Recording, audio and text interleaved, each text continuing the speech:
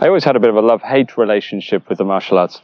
And to be honest, I still don't know if I've got over that feeling, even after all these years, which will sound really strange, because people who know me know that I started martial arts when I was 4 years old, and I've practiced pretty much every day up until this stage in my life, just coming up to age 40. So it's taken a lot of my time.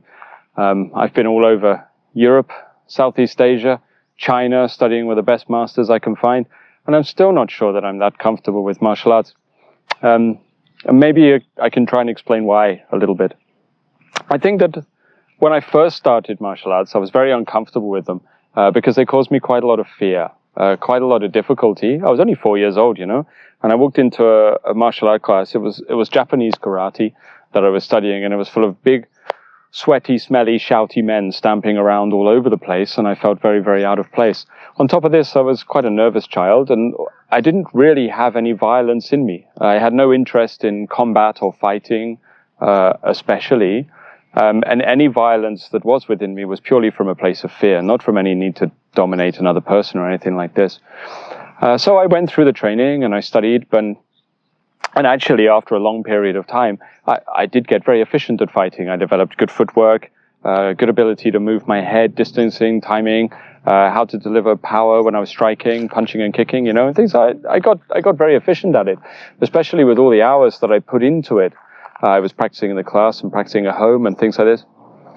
But still, it didn't really do what I wanted it to do, you know. So maybe in the beginning, the martial arts, they helped me develop confidence, and they helped me to develop fitness and strength and the efficiency of the way that I use my body.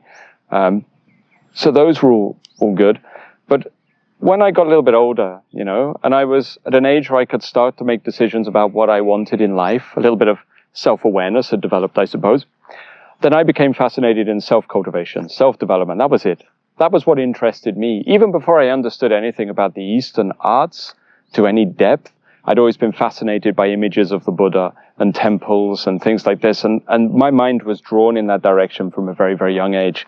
And people had told me the martial arts are the way to enlightenment, or a way to enlightenment, a way to awakening. They always use the example of the samurai who would just fight to death with katanas and then achieve some kind of liberation.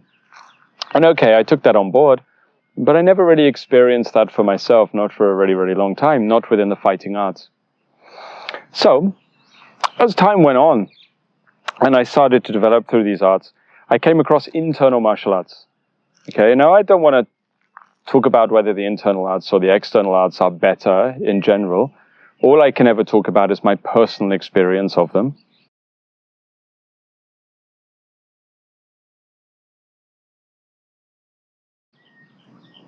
My personal experience of them was the internal arts were a lot better for what I personally wanted, because they actually gave me a vehicle for the beginning of the movements towards self-development. Now, I'm not disparaging the external martial arts at all. They had already given me a lot, like, say, the fitness, the strength, and things like this, the efficiency and movement of the body. But really, the internal arts were, well, life-changing. It's not a word I use very often, very easily. I find it a bit crass when people throw it around so much. But they were. It was life-transforming for me when I came across the internal arts. It was Taiji I came across originally within the martial arts world, as most people do, I suppose. It's more common than Bagua or Xingyi or something like this. And right from the beginning, when I started studying Taiji, I realized that, okay, here was a vehicle for me. Here was something that was within my field of study, martial arts, that could actually help me go where I wanted to go. Maybe external martial arts or the fighting had helped me to a certain extent. The Japanese martial arts, the Shaolin systems, Wing Chun, things like this, had helped me to a certain extent. But they were moving beyond confidence for me into arrogance, dare I say, and making me a little bit too young, a little bit too dominant. Too much time studying that had not done me any favors once it got past a certain stage. I was hardwiring conflict into my mind, into my nervous system. So then when I was dealing with other people, I would instantly switch to a very conflict-based way of thinking. Everything became a fight to me. Everything became kumite. Everything became sparring. Every interaction I had with someone, with friends, business people, partners, loved ones, it didn't matter. Now, internal martial arts were a little bit different, because here was a way for me to start to incrementally release this tension that was built into my body, and start to transform the way that my mind and the body interacted with one another. I think this is why they're so important. They were so important to me. If I look back at it, if I look back, maybe yoga would have been better for me anyway in the first place. It was more suited to what I was seeking, apart from the fact that by the time I found a decent yoga teacher, when I was a little bit older, I found asana practice so deathly dull compared to martial arts. But the ideals of yoga were more in line with what I wanted, I guess. And Tai Chi, for me, wasn't yoga, but it did have some aspects, those qualities, and that's what made it so interesting.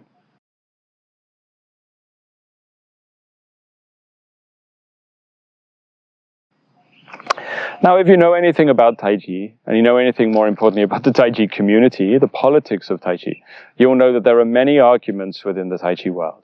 And these arguments are generally over what Tai Chi is. Is Tai Chi fighting? Is it about killing another human being? Or is Tai Chi about health? Is it purely a relaxation and health art? And I think those are the two largest camps of reasons why people practice. Or is Tai Chi a spiritual, esoteric, alchemical practice that comes from the misty mountains where the Taoists hang out and talk about esoteric stuff all day? And you have these three different camps of people, and they all disagree about what Tai Chi is.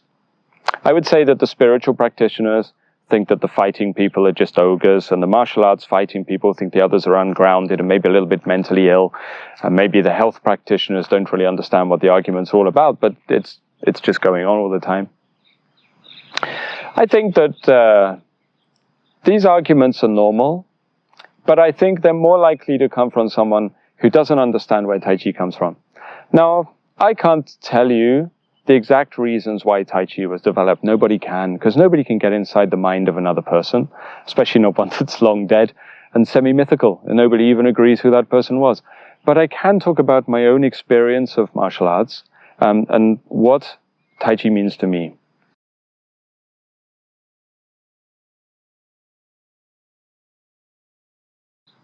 Now, to do that, I think I have to look at what happened to me as I went through martial arts. I went through 3 stages, developmental stages. 1, fighting. At the beginning, that's all it was. So, okay, I told you I wasn't really a very violent person. Conflict wasn't very important to me, but I kind of grew to enjoy it, the more you do it. So as I got older, I trained myself into that kind of person. And like I say, I became quite efficient at it. And my emphasis at the time was on how to become faster, stronger, better, how to be better in the clinch, how to strike better, even how to do groundwork, which is not so common in Eastern martial arts, but interested me. But there was early days for groundwork back then. It hadn't really sort of peaked like it has now in our society, but it was still there, So in the early days, that was what it was about, fighting, combat. Then I think I probably picked up some injuries, I would guess. That was probably my motivation. Probably my shoulder, which I still suffer with a little bit today. I picked up some injuries, and then the healing side of the martial arts became apparent to me, like how helpful they could be. And this was probably at the stage where I was transitioning from external to internal, so I'm not sure which of the systems it was that helped me the most. But the efficiency of body movement, so that no part of the body is fighting against any other part of the body when you're moving. That was major. And then, of course, all the Chinese medical aspects of Tai Chi and things like this, and what it does for the insides of your body. My healing ability went up, and I understood, okay, this is how to fix the body from these arts.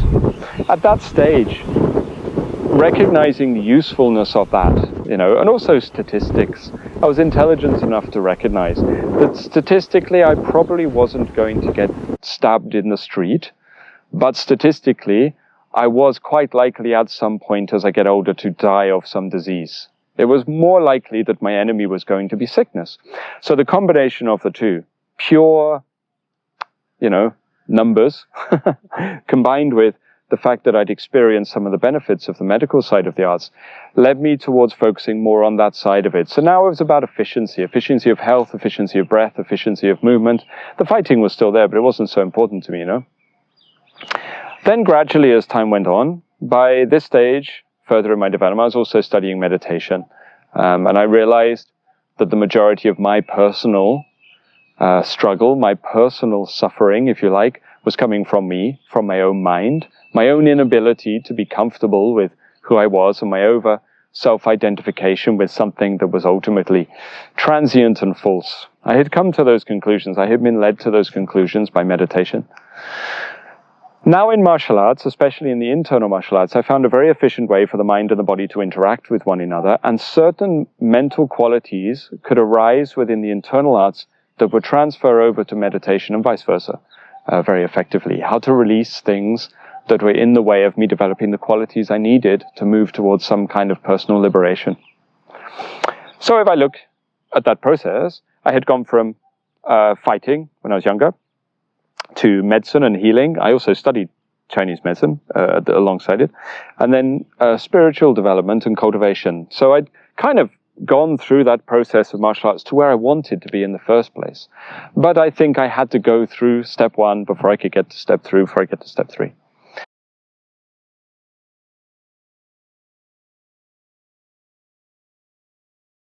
Now, all of the masters, dare I say, the people far higher than me in skill that I've met across Asia or the West over the years, which there's not many. I've met many practitioners. I've not met so many masters. But all the masters I met have pretty much been through a very similar process. When you speak to them, there's very rare that a real master will say, yeah, Tai Chi is about learning how to kill a man with your bare hands. There's not many masters that will say that. Almost all of the masters will say, it's fighting is fighting, but it is better for your health, and it's about spiritual cultivation.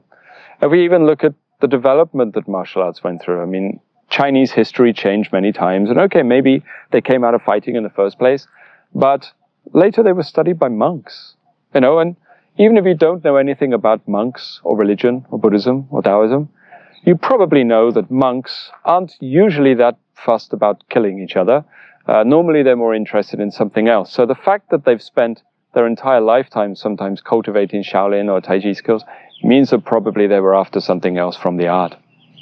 So as China went through these developmental stages, so did the practice, so did Taiji, so did Taiji, so did all the martial arts. They adjusted. And I think what happened was these arts matched the cultivation, the personal cultivation that people were going through who practiced it as well.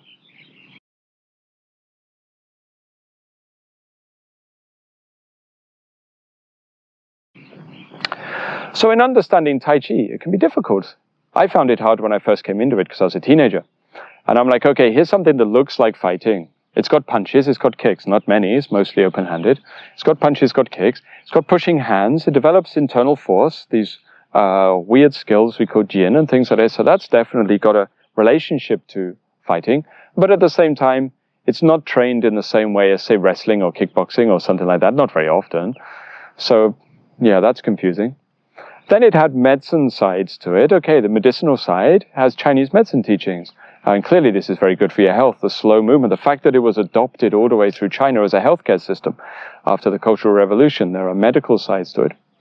And then on top of that, what you also have is very clearly defined teachings that help you develop the correct spiritual qualities that you need to elevate the spirit. We cannot deny those things exist within the art, especially not if you understand much about the mechanics of the traditions that influence the internal martial arts development. So how does an art come about like that? How does an art have these 3 components in it? And how do we make ourselves comfortable? How do we correlate these 3 things with each other? To me, it's because Tai Chi was developed by somebody who had already been through that process. The evidence for this is just how complicated Tai Chi is. Some people say Tai Chi is very simple. It's about relaxing, moving slow, and aligning the body. I disagree with them, definitely. I do not think that's the case. Tai Chi has some very, very sophisticated internal mechanics that are quite unique from the external arts. They're definitely quite different. And you wouldn't stumble across them. You have to be taught them. And very, very complicated. It's clearly not developed by a beginner. It's clearly Tai Chi has been developed by somebody who has already been through all of the other martial arts systems or a martial arts system to a high level, has been through the Shaolin arts. Somebody who developed Tai Chi already know how to use their hips, how to use their legs, how to use their arms, and so on and so on. It was an advancement on the other art. Now, somebody who would develop that art had been in the martial arts for a very, very long time. So almost inevitably, they would also have been through that process. They would have gone through fighting, then they would have matured and gone on to studying health. They probably got older, so they had some injuries. Then, after this, they matured more, and they'd probably gone into cultivation. And the complexity of Tai Chi's workings, you probably had to be fairly spiritually cultivated to create such a thing in the first place. So I think that's why Tai Chi is so hard to pin down, because it is a martial art, or pin down with regards to definition. It is a martial art, but it's a martial art that's been developed by somebody who has already been through that process of transformation that martial arts can give you. It's been developed by someone that knows how to fight, but isn't that interested in fighting anymore. It's been developed by somebody who understands that their health is very important to them, but that isn't their mainstay. It's been developed by somebody who is highly cultivated. And if someone is going to spend all of their time cultivating or practicing something, they're going to invest that time into their spiritual cultivation.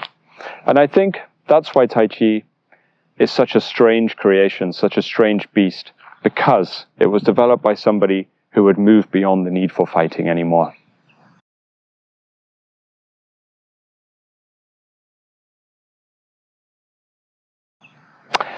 This brings me full circle to why sometimes I said I have a bit of a love-hate relationship with the martial arts. I don't have a love-hate relationship with Tai Chi. I don't have a love-hate relationship with Bagua, anything like this. What I have a little bit of a love-hate relationship with is the Taiji community, the martial arts community in general. Because of the constant conflict that's going on within their ranks, I tend to clash with everybody, because the people who say, no, Tai Chi is for fighting, it's for killing a man, which always seems like a really sensible way to invest your mental energy for years and years and years, but whatever. Those people who study this side of it, I clash with them, because if you say, I'm not much interested in fighting, they get confused. They get confused because, first of all, they think, how can you study martial arts if you're not interested in fighting? And then also they don't realize that it's possible to not be interested in fighting, but actually have gone through training for fighting in the past. I don't think those people tend to know that there's a developmental process. I also tend to clash a little bit with those who want it to be a spiritual practice, because I don't think they necessarily understand that the spiritual practice comes after the other parts of the process. The physical development that comes from martial arts training, and then the medicinal side of it, are normally our precursors to the spiritual training. So I think that people on that end of the scale need to understand that actually there's a process involved in the martial arts that has long been understood, in my opinion, that somebody needs to go through in order to get the most out of that practice. But I'd still rather sit in that camp than in people that want to spend all of their time studying violence, because ultimately the study of conflict is a rather fruitless task. It's karmically not a great thing to spend your time on, and it's not something I would want to be concerned with fully, because I'm not a child, and I've evolved and matured past that part of my mind. So with regards to martial arts, I think until I can find a number of people that understand it's a developmental process and there's an evolution involved in these arts, I think it will always be difficult to find students or people that you can share this path with.